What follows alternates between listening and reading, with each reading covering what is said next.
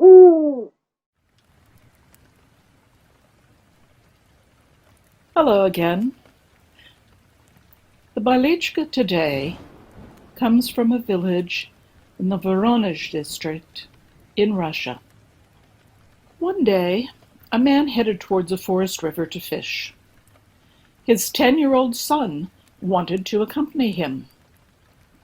The river was not very far away, and the man agreed to take the boy with him. It looked like it would be a good day of fishing for the father and son. While walking through the forest on their way to the river, they heard a strange sound. A sound of a moo. At first, the man thought it was a cow who had lost its way home. He asked his son to wait on the path and tried to find the poor cow. The mooing became louder as he walked through the dense underbrush. Arriving at a small meadow, surrounded by tall trees, he suddenly heard laughter instead of mooing. And that laughter came from the top of the tree. The next moment, somebody laughed again, and a pine cone struck the man's head.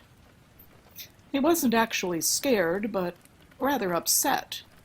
He swore, and he screamed, "Hey, idiot! Come on out here!" But nobody responded. The man then remembered his son and hurried back. At first he thought the figure ahead of him was a mirage. But the figure ahead actually looked like a pregnant woman. She was singing and walking easily along the smooth road. The man walked towards her, hoping to reach the road, but there was actually nothing there. There was something strange about the woman. The man walked faster, but he was not able to approach her. "Is there a road?" he asked finally. The woman just repeated his question. "Is there a road?" and laughed.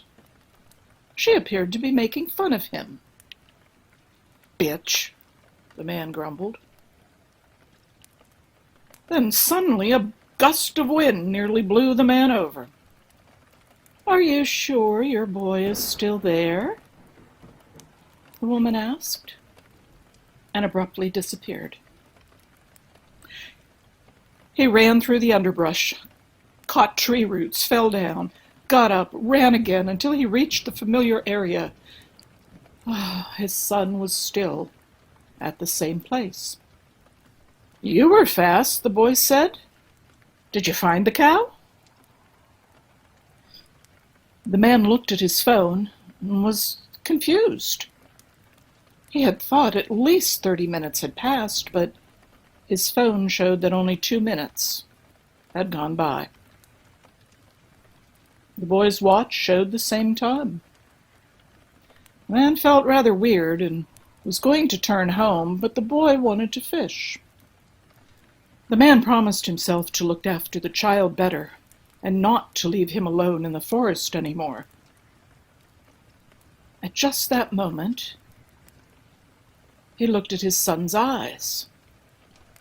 One of the eyes seemed to change its color to green. Just the reflection of sunlight, the man told himself. But when they came to the river, the boy asked to stay in the shadows because he said the weather was hot. As the man was pulling out a fish from the water, his son ran to him screaming, "I thought I was lost in the forest, Dad. There was a cat. It said moo instead of meow. I wanted to pet it, but it ran away. Then I looked around and there was a wetland with tall grass. I heard your voice and called. Why did you not respond? Please don't do that anymore." The man could not understand what was going on. First he thought his son was kidding him, but the child looked really anxious.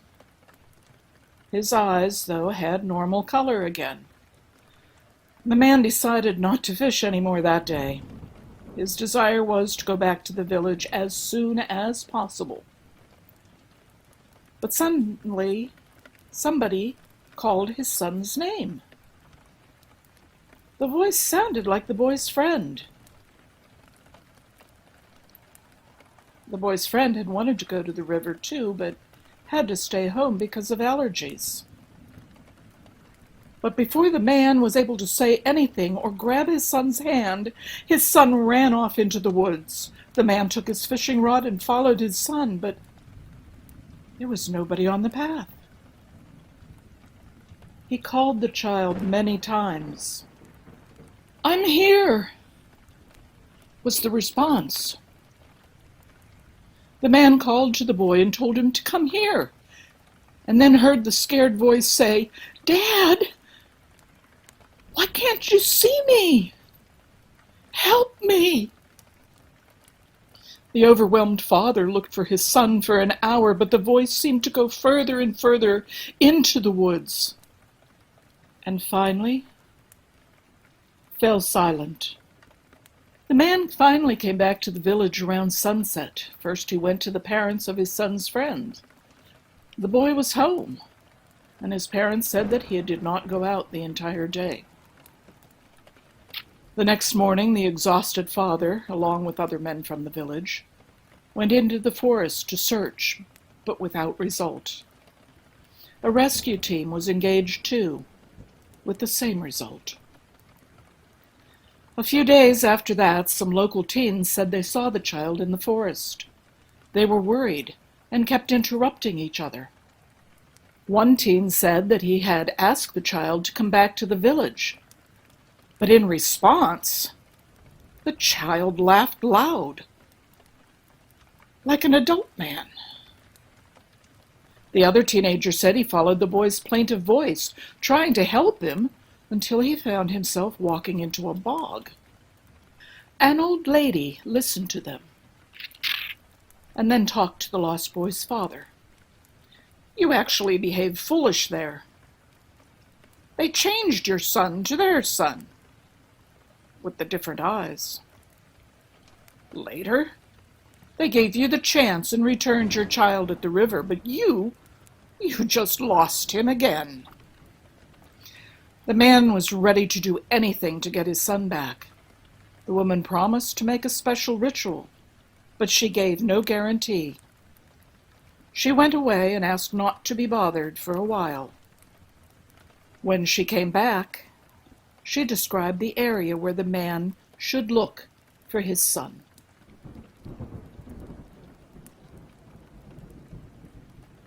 Although it was evening, several men accompanied the exhausted father and went to the designated spot.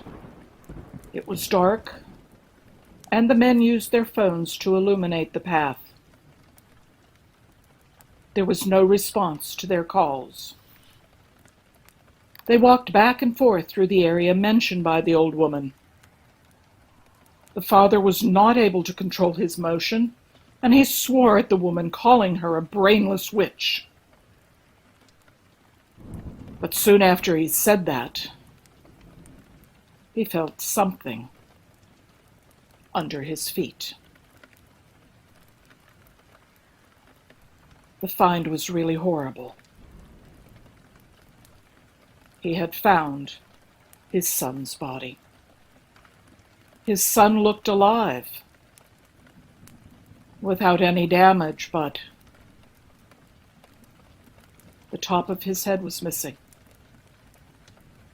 and there was no brain inside.